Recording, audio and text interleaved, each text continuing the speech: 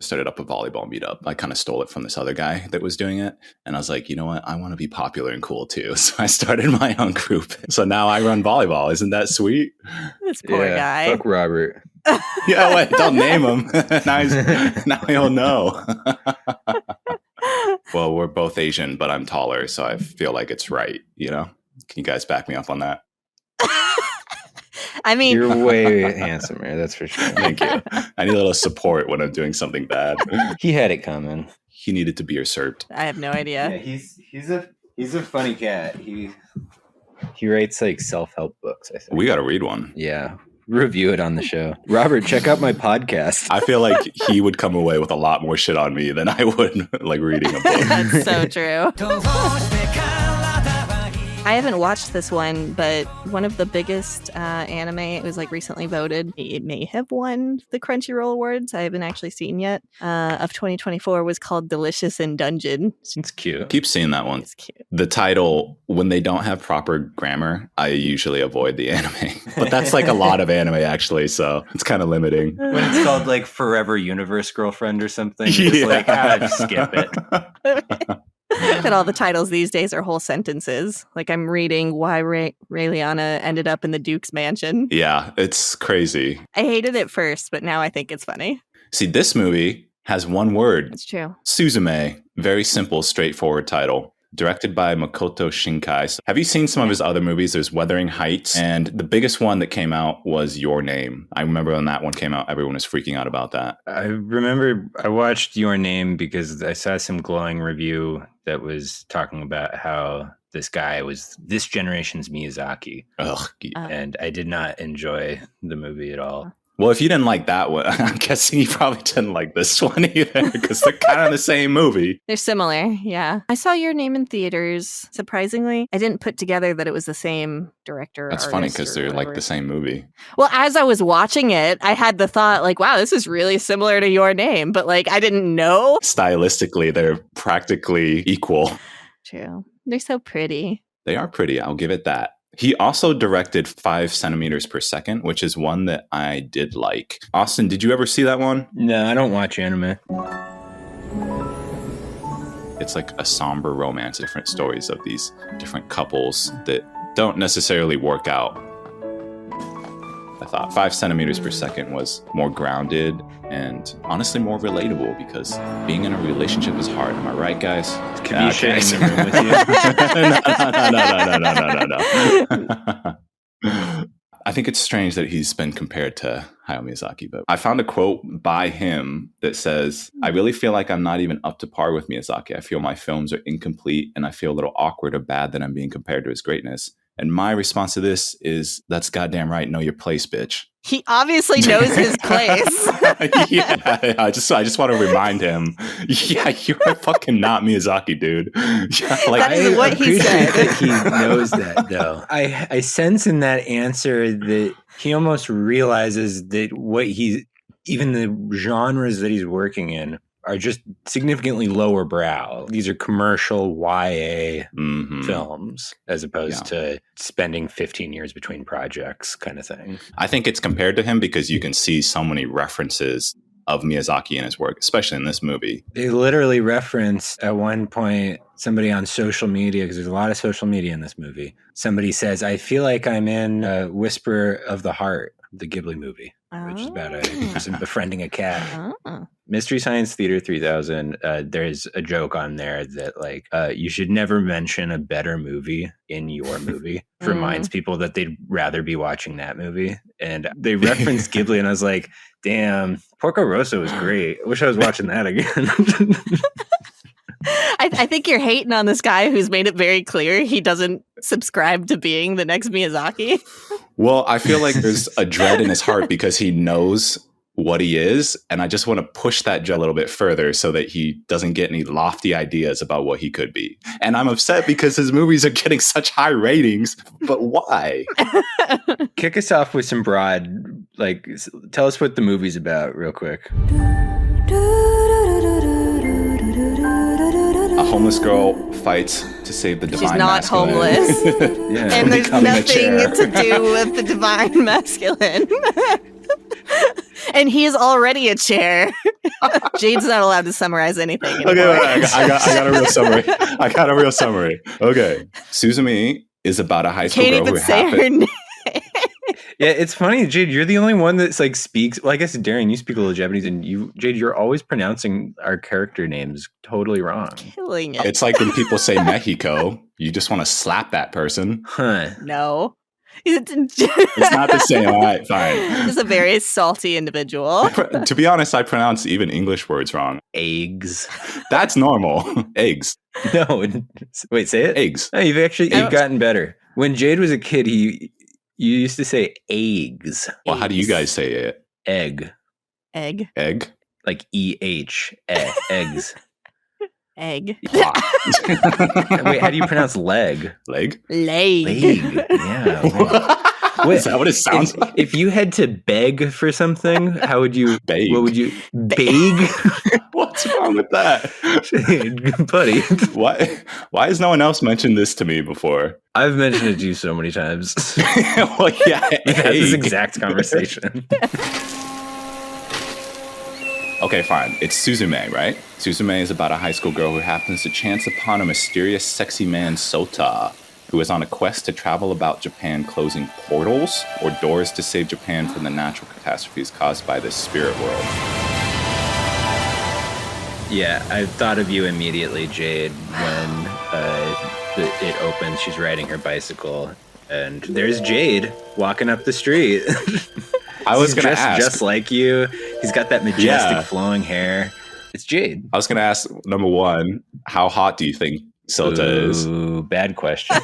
And how much do you think I look like him? It is weird that is the anime version of me. Such modesty. And it's also weird, how attractive he is, popular in the movie. She's riding her bike, and then he stops her. Hey, got a sec? And is like, I'm looking for a door. You know any ruins around here? Yeah, my God. The dialogue in this movie is outrageous. Can you help me?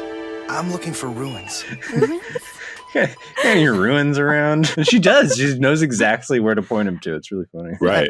And then she gets obsessed with him. She's seen him before. It's not just like she sees some hot dude off the street. She's like, I know you from somewhere. That's it, right? I can't think of any other ruins. Suzume gets caught up in his mission and ends up trying to help him before she's able to see these portals and the massive penis demon worm that comes out of the portals to unleash the natural disasters. He's a closer, and his job and part of his family's legacy is that they close doors to the kind of the other side, the under, the upside down, the ever after. Mm-hmm. There's doors all across Japan that occasionally will open, and they're tasked with closing them. And if they don't close them in time, evil worm god comes out and causes a earthquake. An earthquake? No way. Can you feel it? That kind of theme of natural catastrophe and earthquakes that level cities at times. That's how the ever after is depicted, is on the other side of that door is Japan, but on fire and leveled. Yeah, I think Japan needs to do more science because that's not how earthquakes are caused. You got to learn more about Shintoism, my guy. Right, Shinto's cool. We are Shinto fans on Bad Dubs. I would like to throw out there that I think that this kind of lends to part of why people compare this movie specifically to Ghibli. Mm-hmm. The involvement with natural disasters, like environment, and then like the actual day-to-day, and then a little bit of supernatural. I could see why that comparison is made. Even the demon penis worm thing looks pretty similar to the monster from Princess Mononoke at the end.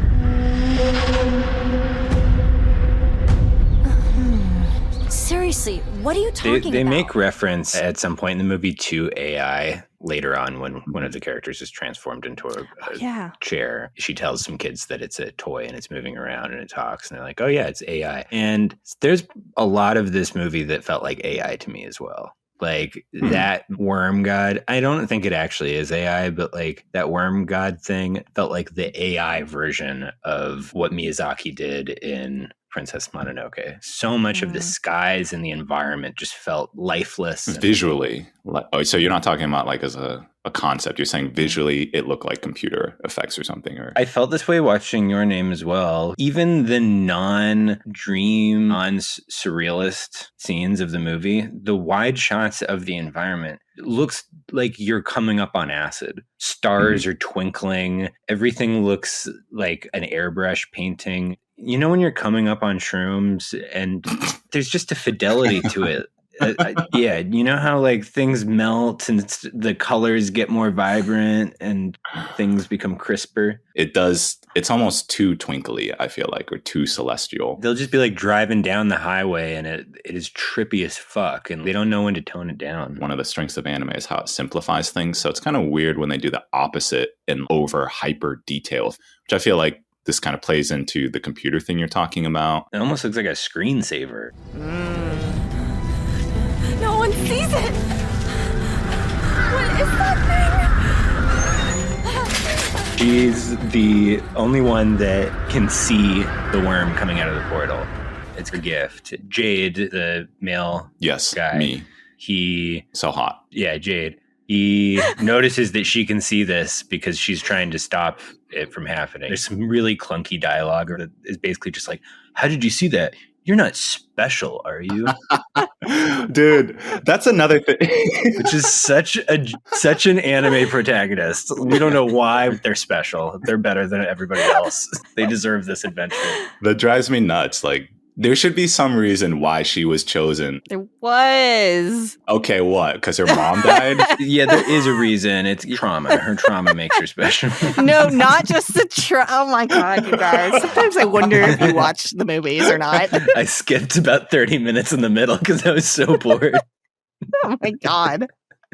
I remember when you guys were giving me a hard time for watching Porco Rosso while on a walk. I thought of you. I was like, if Darian's going to watch Miyazaki on a 5-inch screen while walking through the park, then I can skip 30 minutes of this dog shit movie.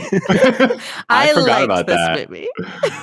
No, she's special because when she was a kid, she accidentally wanders through the door looking for her mom after she passed. Having been to the ever after, she could see these things. You know, Darren, I do appreciate that you pick up on the slack that we have because I had no idea about that. You kill me, Jade. But I think the point still stands that throughout this movie, there's a lot of things that are just thrown in there. And that does drive me crazy in movies. You're in the way. Goodbye. We see Suzume fall in love with a chair. That's what you wrote down? And we get to see a chair act for 75% of the movie. That's what you picked up on the movie. Right. Darren, can you explain to us why he is transformed into a chair? All right, okay. It's upsetting. I'm upset. She goes with Sota and she ends up closing the gate door with him, which, oh, by the way, we kind of skipped. She had found the door originally without him. Pulled up the little relic that was in front of it, and then it transformed into a cat and skedaddled. What is going on? It turns out that the little relic was the keystone, and they need the keystone in order to keep these doors closed and keep the world from dying, basically, via giant earthquakes. You really have no clue what's going on, do you? A gate opened here, and the worm came through. He's kind of a cowboy. Thank you for helping me close it. Now just run along home and forget everything you saw. I feel like she gets caught up in his quest. Oh, wait! Your arm! Well, it's partly her fault because she moved the keystone, which now the cat at the keystone, it's now wreaking havoc by going around and intentionally opening up other doors. Also, right before that, I thought it was funny that we got some classic anime exposition where he's alone in her room and he picks up this 3-legged chair and he goes, "A relic from childhood?" And he sets it back down. I like that you're first to everything as a relic. Yeah, seriously. At that point, I actually had to turn off the dub, and I will say the Japanese dub is much, much better. It was actually a bad dub. It was a bad dub, folks. I mean, as far as I could tell, the cat turns him into the chair because taking a liking to her, it wants to be her cat, sees him as an obstacle, and also someone needs to be the keystone. What is the cat really? It has like a purpose in between the real world and the spirit world. And it's kind of presented as a villain at first, and then it's a happy spirit. that helps Suzume. They do go over it. It was really quickly though, and I think I was like looking in the other direction or something. But I was so thrilled that he turned into a chair. But it just felt so cliche to have a hot grad student, underage high school girl go on an adventure and fall in love. And I thought as soon as he turned into a chair, I was like, oh, amazing. This isn't going to be a romance story anymore. It felt surprising. It's still a romance story. We'll get to that later. With a chair. But it was fun. The chair walks around on 3 legs. I thought the animation was clever there. Where are you going? Not good. Suzume? Tamaki! Sorry, gotta run. Hey, wait a sec. I came home early because I was worried about you. The earthquake. You didn't pick up your phone earlier. Oh, right. Missed your call. I'm fine, though. Hold on. Stop, Suzume. Get back here. A cat. First act of the movie is them like tediously going and closing door after door. chasing the cat. Which I felt like they probably could have gotten away with like 1 or 2 other doors. And like, is this going to be the whole movie? But as they're running around, social media is blowing up because there's pictures of this cute cat running around, but also a walking chair. And there's also a lot of like commentary of like the chair will run past people on a ferry, for instance, and people just be like, did you see that? Crazy. Like nobody's really quite as blown away as they ought to be. It's just like just another day in Japan, I guess. But this is the part of the movie where I noticed there was a lot of screen time. I don't know if you guys noticed this, but I don't think I've ever seen an anime or maybe many movies that have so much just looking at your phone and seeing what's popping up on social media. I thought that was weird. I thought it was weird too. I am seeing it more and more. I mean, it's to relate to the modern day audience, right? Like that is how we get our news now. We look at our phones. Yeah. Just doesn't lend itself to the moving image so much. It's such a stagnant thing to look at. Yeah. And it's funny that they established that everybody has one of these smartphones. And a lot of this movie is a road trip movie of like how to get from point A to point B. And apparently they don't have Uber in Japan. When they have to take the bullet train, she's like, there goes all my savings. Yeah, bullet trains are expensive. So it was like $200 to go to Kyoto from Tokyo or whatever. Damn. I was like, I'm just going to sneak on. Did you do that? Really? I hid in the bathroom because they come around with the tickets. This was so a long time ago. I have class now. I think that's cool. Yeah, I watched anime in the bathroom. I got really nervous because the guy kept knocking on the door, and I just kept not doing anything. Someone probably just wanted to use the bathroom. But yeah, I got there free. That's cool. Yeah. Yeah. Cool is a word. That's sick, dude. I was telling my coworker the other day about the time we went to Japan and how clean it is. Yeah. And how you and I were like, I don't know, we got like energy drink or something at a store and we're like drinking outside, and you tried to just leave it where we were sitting and walked away from your bottle. And I was like, what are you doing? Like, in my defense, Japan has no trash cans. They're literally, it's a huge metropolis and there are no trash cans because anywhere. Of the terrorist attacks. It's because people were putting bombs That sounds like a bullshit excuse. That's like, that must have been so long ago. This is recent. Oh, this is current? Japan has a long history of terrorism from the left and the right. Back to the story. People will start to worry if you're gone for much longer. It's fine. I make my own choices. This could be dangerous. It's not safe for you to tag along. I'm not the one you should be worried about.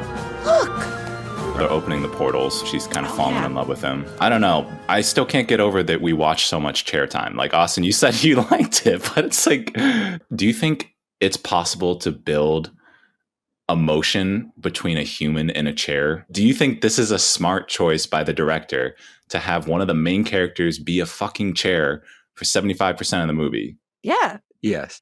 I thought it was the best decision. Yeah. I think that they could have gotten a cooler chair maybe, because by the end of the movie, when it's like the chair is like the keystone on the mountain of death in the other realm, and there's just this cutesy little chair on top. I thought that was a little didn't quite work for me, but the rest of the movie, I thought the chair was awesome. He's kind of a cowboy, but then he's incompetent as a chair. It's kind of funny that he has the attitude that I'm going to do this on my own.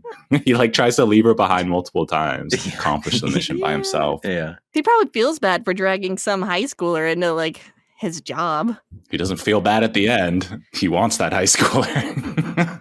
Yeah. See, this is why I appreciated that he was a chair. Because I feel like it built on the connection between their personalities. It wasn't just like, oh, this guy looks a little bit like Howl from Howl's Moving Castle. Damn. It wasn't the initial like sexual attration. Fair point. You know, have you ever guys heard of "Would you still love me if I was a worm"? No, and the answer is no. Okay. So it's like a joke where girlfriends ask their boyfriend, like, "Would you still love me even if I was disgusting?" And this is the equivalent to that. Would you still love me if I was a 3-legged chair? So I guess in the way that you see it, Darian, it makes sense. Yeah. Well, in any case, I'm surprised that you're not upset about it too. There's a lot more to people than just their like hotness. As long as you know that they were hot already. Yeah. Like if it had started as the chair, maybe she wouldn't have been that. Well, yeah, because this is like a Princess and the Frog situation. She tries to kiss him to wake him up or to like kiss him back to his human form. So she knows he's hot. She's like, my prince is waiting. I'm coming! But while we're in this section of the movie, I just want to point out another funky bit of dialogue. You should have left! Are you not afraid to die? I'm not! All right then. I need you to lock the door! Trying to encourage her to like, get out of here. It's not safe. I can do this. And she's trying to close the door and he does need her help. And he asks her, are you not afraid to die? And she goes, I'm not.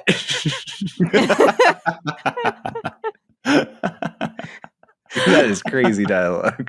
Also, I wanted to throw out there that it would have been weirder for me to find out that he was a grad student and that there was anything between them, except for he was a chair the whole time. Because she didn't know that until after she had feelings for him. Just wanted to share all that. Okay. It's not based on looks. It's a heart connection. Yeah, I do think that, especially since like a lot of times there's this image where younger girls going for older men, it might not be the healthiest thing. I'm speaking, my partner is 14 years older than me. And I know I've had lots of people bring this up to me, especially when we were younger. Damn, it's inappropriate. No, I get it. They're concerned, right? Like, is it a power thing? Blah, blah, blah, whatever. So I like that they kind of removed that from this movie by making him a chair. Right. And you felt emotionally invested in watching a chair with no facial expressions have dialogue with a high school girl. Yes. Okay. Okay. All right. We're just not going to agree on this one. All right. That's fine. Okay. Chica, all you've done, I don't know how to pay you back. No, make it easy on ya. Visit sometime? I will. I promise. They're having these kind of townsy experiences. Suzume's finding friends along the way that help her out. She's like homeless and... She's not homeless. She lives with her aunt. Yeah, but she's a runaway, I guess. Right, but she has a home. She's being raised by her aunt after her parents died. Yeah, her mom should kick her out, though. Again, mom dead, aunt is the one raising her. This is just the basic setup. Whatever. Okay. But you don't kick out your kids for being little turds. Like, that's just how kids are sometimes. You kick them out for talking to a chair. She doesn't know, but whatever. Get us to the next part of the plot. Okay. Be a while till the bus comes. Where are you headed off to, hon? So a little soul searching, huh? Sounds fun. Downtown Kobe, you said? Yes, if you don't mind. They're trying to go to Tokyo, to the important portal, the origin portal. But she doesn't know that until after they're in Tokyo. He's like, we're going to go back to Tokyo. My flat is there. My grandpa's there. And I have stuff I need there. I think it's her first time in Tokyo. She kind of made it a big deal. Yeah, she's like a rural town girl. Meanwhile, her aunt and her aunt's coworker, who has a crush on her, Minoru, they are in hot pursuit as well, trying to get to her. She keeps putting me off. Won't even tell me where she's staying tonight. I have no idea where she is. Can't you track her by her phone's GPS? Don't have that. So that's out. We just have to keep thinking. During this portion of the movie, there was some really strange product placement, which I had never seen before in anime. On their phone in the car, when they're listening to music, it says Spotify. At one point, they go, Suzume is hitchhiking and she gets picked up by a mother with children in the back seat, and they stop by McDonald's. There's there's an enormous amount of product placement in this movie, and you don't do that unless you're getting paid, which I thought that was interesting. I'd never seen that before. Yeah. That's pretty crazy. You don't see fucking Amazon billboards in Miyazaki movies. It was really something else. It really rubbed me the wrong way. It's like, which hell is it? Is it this side or the other? Does Miyazaki movies, do any of them take place in real life in modern day, though? Yeah. Spirited Away doesn't open with her scrolling through her iPod. Yeah. I'm imagining Spirited Away, and it's her dad and her mom, and she's in the back seat, and they're driving to their new house, and it's in a Cybertruck. It's a really radically different opening to that movie, but everything's the same. Everything else is exactly the same. I think that would be a catastrophic When her mistake. parents show up to save her at the end, they come cruising up in a Tesla Cybertruck. Disasters that couldn't be contained by closing the gate were sealed away using the keystones. So, the locations change from era to era. The keystone from Kyushu changed forms and is running around as Daijin. The eastern pillar is here, in Tokyo, keeping the worm's head at bay. What I don't know is its exact location, and we need to find that out, because apparently there's a huge gate there as well. Tokyo's gate. It opened 100 years ago and decimated the Kanto region before finally being shut by the closers of that time. My guess is that Daijin is trying to reopen that door. They're trying to stop a really big earthquake from happening in Tokyo, but is this going to permanently stop these crazy earthquakes, or do they have to just keep doing this quest forever? As far as I can tell, it's kind of a forever thing. Because I would be crazy too if they just solved earthquakes in this movie. But they did solve age gap relationships by saying that you have to love them as a chair before you love them as a human. Mm-hmm. It's a big win for Japan. Yes. Someone's been trying to thread that needle for a long time. They've tried everything. They've tried this grade schooler is actually my reincarnated dead wife. But I think this movie finally threads it. Yeah. Yeah. And that's where the other keystone is. She comes to find out that there's two, and so they're going to the other one. But then while they're there, here comes the worm. That's where the Tokyo gate is? What now? It's like freaking out, spiraling over the city. Yes. They freak out because they think they can't stop it, right? Because the other keystone couldn't hold it back. So the whole worm came out. Sota is a chair, jumps on the worm, and then she jumps on Sota, because turns out she'll fall through the worm if she doesn't hang on to him as a chair. Remember when I was saying they just throw shit in this movie? Nope. Okay. What should we do, Sota? Is there anything? There is. I'm sorry. I finally understand. I didn't realize it before, or I didn't want to. What's happening? Your body? I'm changing. It feels like it's freezing over. Because I'm the keystone now. The moment I took this form, Thrall's keystone was passed to me. Sota.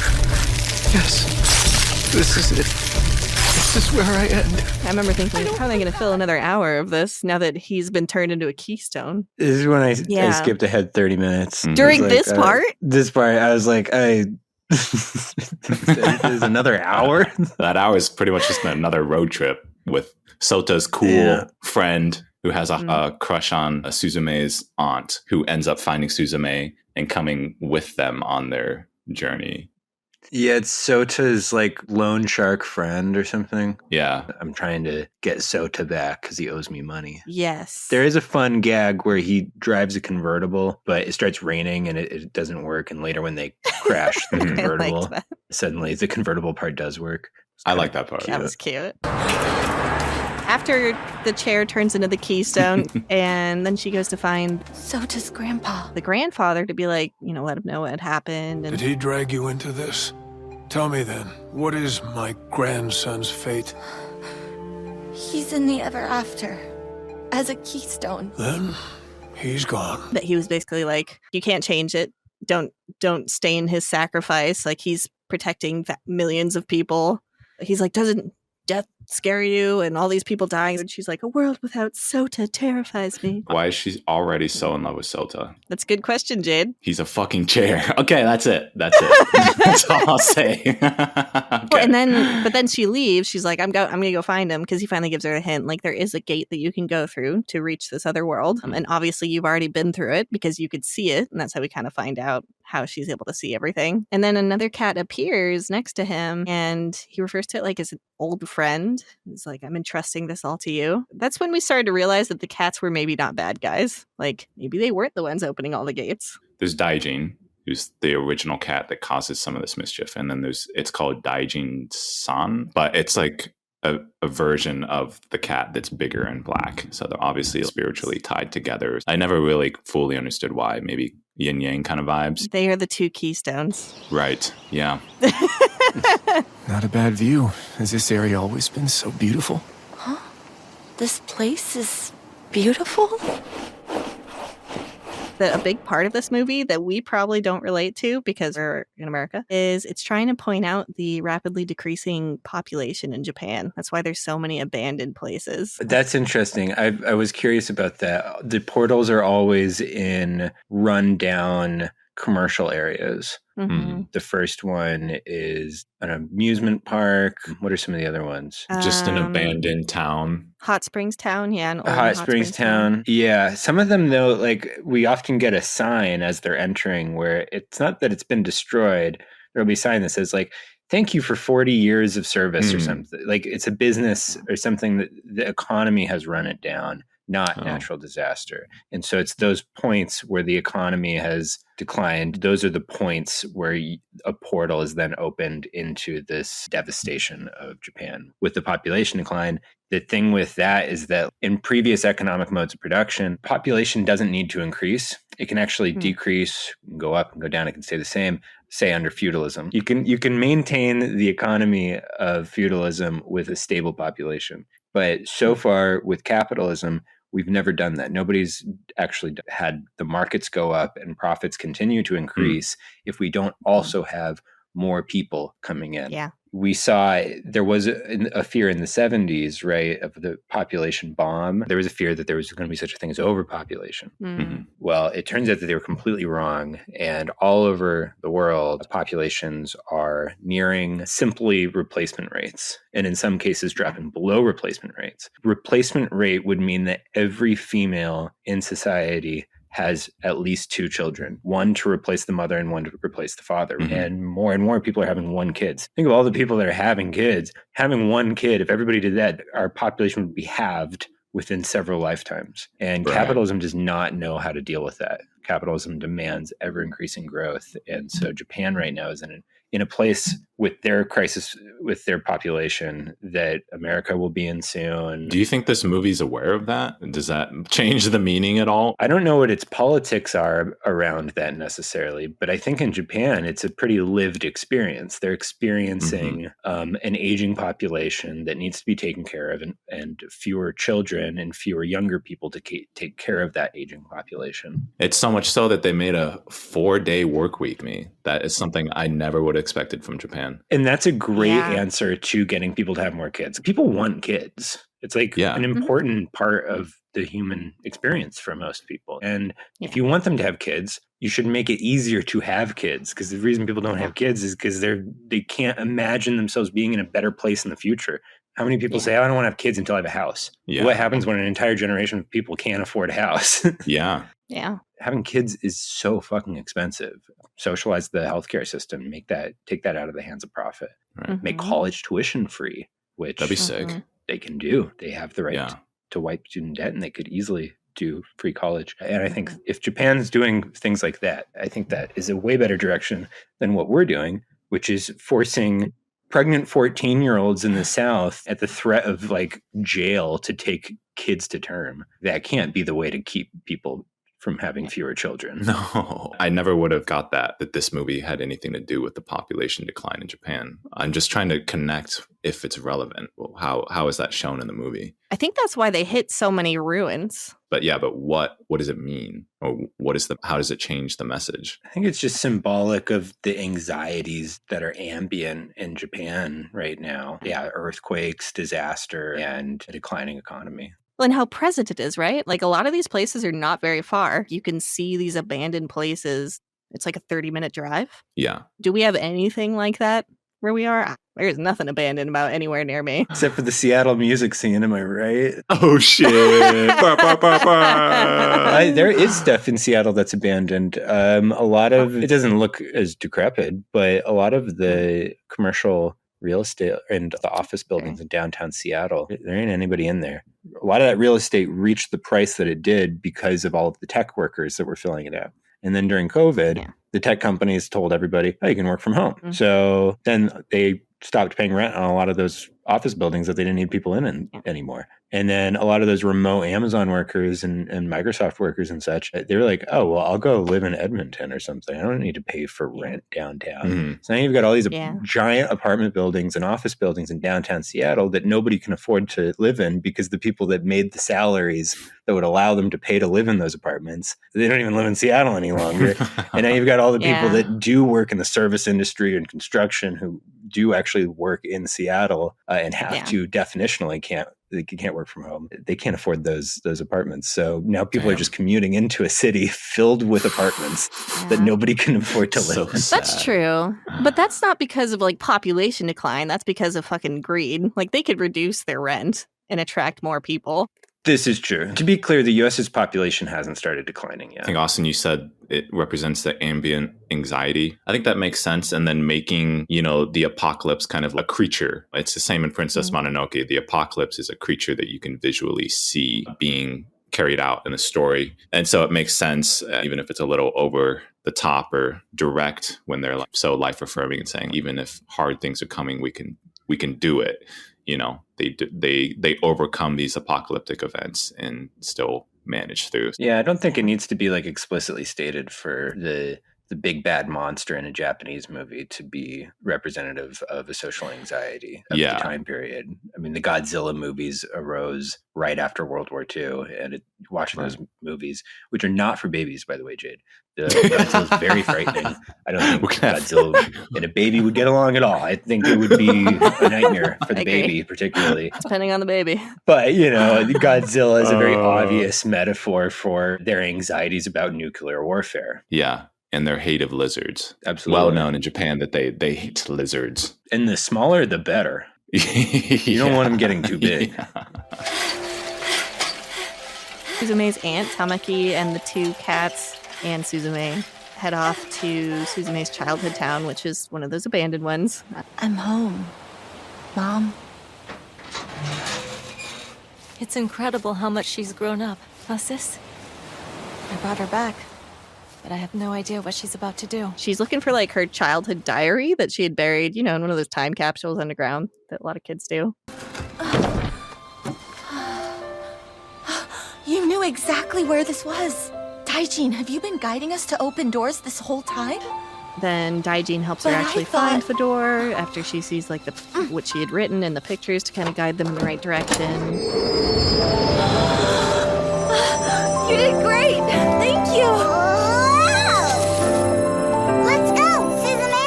She ends up going through the door with the two cats, the two keystones, which I thought was sweet. Like the black one transforms into like this super awesome beast and starts fighting the giant worm that's trying to get through the door that just opened. There it is! The worm! The black keystone's fighting the worm while Daijin and Suzume go to try to find the chair. At this point, she's acknowledged that she loves the chair. Sota! As they're trying to pull it out, Daijin's like, if you pull it out, there's not going to be a keystone. And she's like, I'm going to be the keystone. And then Daijin decides to try to help her pull the chair out. And they manage to do so. You came back. And save Sota. Suzume? And Daijin is like, all right, I'll be the keystone again. As long as you put me back, I'll be the keystone. Suzume uses Daijin as the keystone, and they kill the giant worm. The giant demon penis worm. Yes. It even has veins. Does it? Yeah. I pay attention to these details. These are the details you pay attention to. Not the story, not the dialogue. I'm a visual person. I know a peen when I see one. Jake wrote 2 notes down for the whole episode. He's like, okay, I did not like the chair, and the monster looks like a penis. That should be enough to carry us through this movie. I think the audience will relate to what I have to say. I think it's on point. Suzume, there's someone here. Huh? A child? That girl. I need to go and talk to her. And then she gets to heal her inner child. I don't know if it's healing. I had this thought actually when it showed the first intro scene, because it shows her as a kid being lost in this like beautiful world that is ruined, and that some woman approached her, which is all dark, and she's like, is that my mom? And in my brain I was like, I bet you that's going to be future her. And that is what happened. Like, she sees herself and she's like, oh crap, this is that same situation, but now I'm on the other side. Did you guys watch Harry Potter? Yeah. Prisoner of Azkaban. The time traveling Hermione's clock thing, and they go back and solve the mystery, and by manipulating themselves in the past, essentially. Exactly. And the whole time Harry's like, I'm waiting for my dad. He's going to come. He's going to come. And then he realizes that it was him. It was like the same thing with Suzume. Well, his dad did come. So dumb. You know what I mean? Because that's how you make Harry Potter. Not in that scene, Jade. He expecto Patronus all over. Sorry, go on. Here, Suzume. I brought you something. Has the same dialogue with her childhood self and sends her on her way. The chair my mommy made. Why? Not sure how to say this. And that's where it's kind of like, oh, this is why she recognizes Sota, because as a kid, it shows her turning back and seeing the two of them together. So then she sees him as an adult. So of course it's going to be like, oh, I know this guy. Anyways, I was just like, that tied that together finally. And they all go their separate ways. He goes back to Tokyo and closes gates, and she and her aunt go back to wherever after visiting. She goes back to high school to not have a relationship with someone who's a human. A legal relationship. Yeah, a human, no longer a chair. But, past the credits or whatever, we get to see the relationship as possible. You were misleading. You're making it sound like they later, buy a house together. No, he just shows up because he said he would come visit. And at the end there he is. Do we know the legal dating age is there? My guess is 16. You can look it up. Damn, in 2023, they raised the age of consent from 13 to 16. 13? That's fucking crazy. Oh my gosh, we joke on this show about that, but that explains a lot. Does that explain sucks. a lot, though. And now what is it? 16. Wow. Well, that's a little disturbing. I don't really like that. That shocks me. I'm not a big fan of that one. Oh, man. Yeah, you don't like younger women. You like a mature woman. 13 is insane. Here's an article that I found online. A terrorist attack led Japan to remove all its trash cans. Now they're making a comeback. Public waste bins were largely removed from Japanese cities following the 1995 sarin gas attacks, leading residents to adapt to some particularly stringent waste disposal practices. Now, what's interesting here is they responded to the attack by getting rid of the trash cans. What the gas attacks were actually demanding was a raise on the age of consent law. Really? Is that true? No, it's not. He's pulling her leg. Yeah. I was like, bring those guys back. Japan would do that, though. There'd be like terrorist attacks and bombings to try to raise the age of consent. And Japan would just be like, well, we're not going to do that. So no more trash cans. Okay. Well, Darren, tell me what you liked most about this movie. What did you identify with? What most? I mean, I don't know if I identify is necessarily where I would go, but... Do you like chairs is kind of what I'm getting at. Well, I can't say that publicly on the podcast. I'm in a long-term relationship. I love that kind of art. Like, it's very pretty to me. I like watching that kind of stuff on the big screen. And I love the incorporation of fantasy with reality, like modern reality. There's a lot of, older... fantasy. On that note, this movie made me think of Haruki Murakami, the Japanese author, in a way. Not in that it's reminiscent of him, but in the way that, would this be considered magical realism? ? I don't think it's magical realism. I think it's just magical. But there is something similar to, Murakami doesn't write a story outline when he's writing a book. He just starts page 1 and just follows wherever the story takes him as he's writing it. But you can feel his writer's block in the stories themselves. Because there'll be plot, and then chapter 3 is just our main character making spaghetti in his apartment listening to classical music. And it's Murakami can't not write. So he's like, well, I'll just make my writer's block part of the plot. And it's also similar is there's a lot of talking cats. That's a big thing that comes up in Murakami books. The intervention of the magical to solve plot points. Like they've written themselves into a hole and they need to rescue the protagonist or advance the plot in some way by just introducing a new magical concept that otherwise hasn't been known. In Murakami books, I feel like it works. Things, because you can have fantasy where the logic or the world, even though it's completely unbelievable, is still believable because there's rules behind the magic, or there's an understanding you have with your audience of how things work. But if you're going to bring in a bunch of random magical elements, what distinguishes it from being disorienting and disconnected to just being a fun, playful adventure, which I feel like a lot of Murakami books are, or like weird and strange. There's a flow to Murakami books that I think works that I didn't, and I know they're different mediums, but I don't feel like it worked in this movie.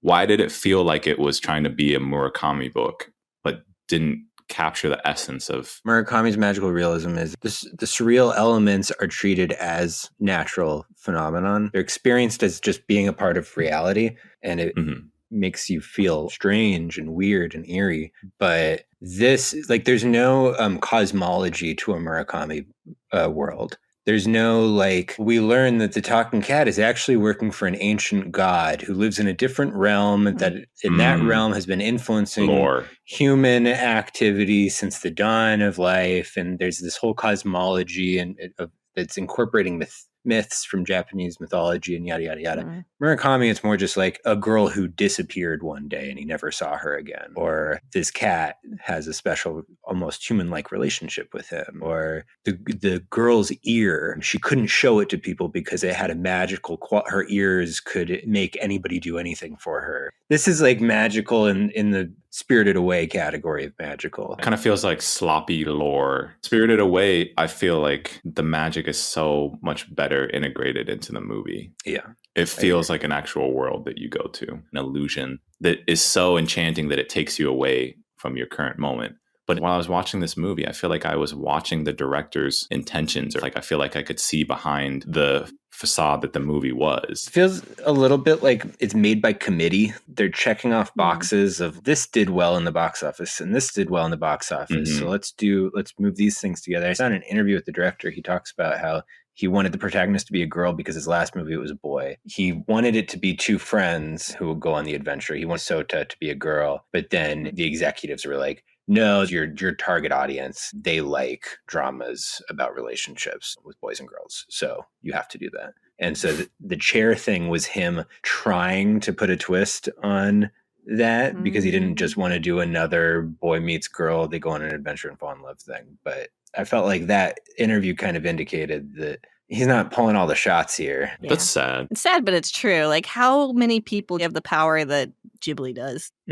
One thing I did like about the movie, though, I think Japanese movies do this well in general, is their use of quiet or of mundane moments, a small action that someone's doing, like cutting food, a bird on a twig. Specifically, this movie was immersive in the way that it showed you the world. It really reminded me of actually being in Japan and traveling because of all the small details that they showed. So, Darren, you liked it. I did. I would give it a baka. You'd give it a baka. Austin? I didn't enjoy it one bit. I shouldn't actually say that. I mentioned a couple things I liked, but I was pretty insulted by the entire experience. Well, so do you give it a baka or not? You got to say the words. I think he was clear that he does give it a baka. There's only one clear way to say it. Okay, no baka.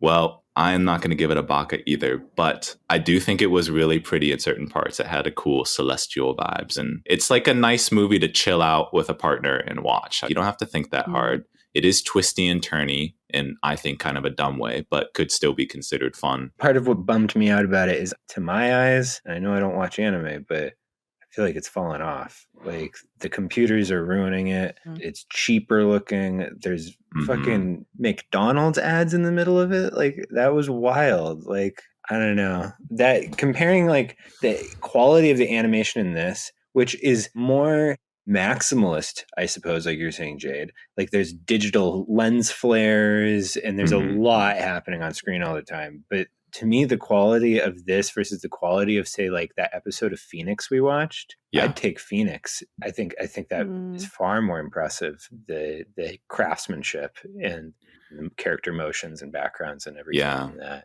Do you think that most people feel that way too? Do people like over detail, computery? aesthetic anime that we get now. Well, I think it's like with everything, it hits the dopamine. So the investment that you need to make into the thing is less before your brain starts getting entertained. You know? Like if you watch like the YouTube kids content, like there's like children's version of YouTube, it's just constant movement on screen. Because that's what'll get the kid to just keep watching it. But I think something similar is happening with adults and just everybody's minds and eyes. And especially as these studios have to cut costs, I think that in lieu of doing what Ghibli continues to do, and I'm sure other studios do, which is a more craftsman-like attention to where do we want people's eyes to be right now in this frame? Where do we want to direct attention to? And let's put the energy into that. They're not doing that. And they're outsourcing their animation, which means that you no longer have the director just kind of walking through the room, looking over people's shoulders, working with people. There's less collaboration. And I think they cover up the fact that these backgrounds aren't hand painted anymore. Yeah. They're just video game environments. They cover that up by putting a bunch of filters in it digitally to replicate.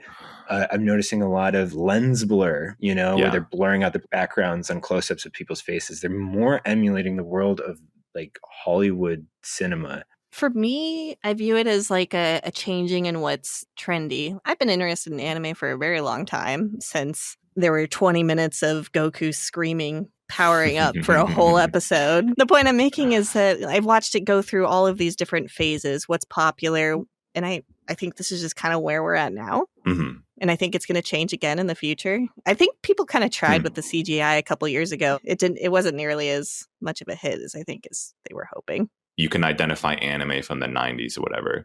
And so your outlook almost feels more positive. Like this is just the phase that we're in.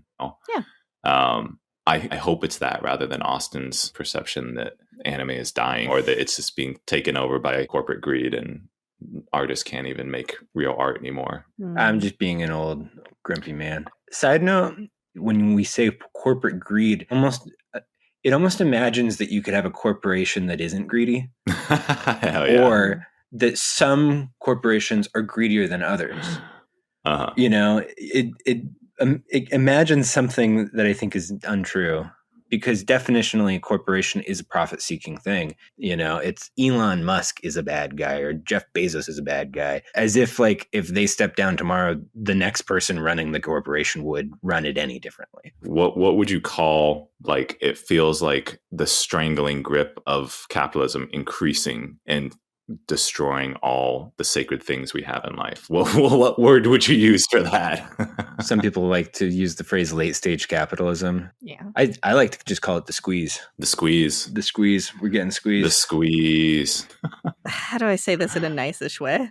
You don't have to. Yeah. You can hurt our feelings. Spit queen. In some way, I kind of feel like you guys might be stuck in the past of anime. I don't know if there's going to be anything that isn't like specifically trying to look like a previous generation anime that will appeal to you guys right now, which is fine. But it's almost a little like every generation's like, the next generation's ruining everything. That is true. So like we liked Ranking of Kings because it was deliberately throwback. Yes. Maybe the metrics that we use to qualify as something as good as or bad is changed.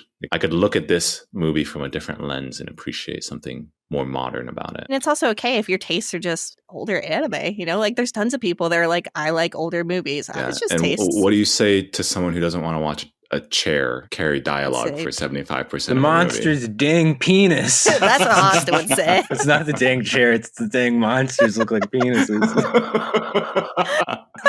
The worm in Dune looks like a penis too, just not circumcised. Coincidence? To anyone that doesn't want to watch any sort of chair behaving like a human, I would say choose a different movie. Major skip it for those folks out there. Or close your eyes and imagine they're human. Close your eyes while watching a movie. Yeah. That's an interesting experience. Turn up the volume, put the phone in the pocket, take a walk. It's an audiobook. Some movies are podcasts, okay? If I watch a scary movie and it's scary, weird, I will plug my ears. But you'll watch it. Or sometimes I'll do the opposite. I'll close my eyes, depending on what's happening. I just take in the disturbance and let it quake my soul. That might explain some things. I feel pretty desensitized to the world at this point. Unless it's a talking chair, goddammit. Quaked his soul too hard. He's gonna start looking at chairs all funny now. He's just kissing every chair to try to turn it into his anime self. I know you're in there somewhere.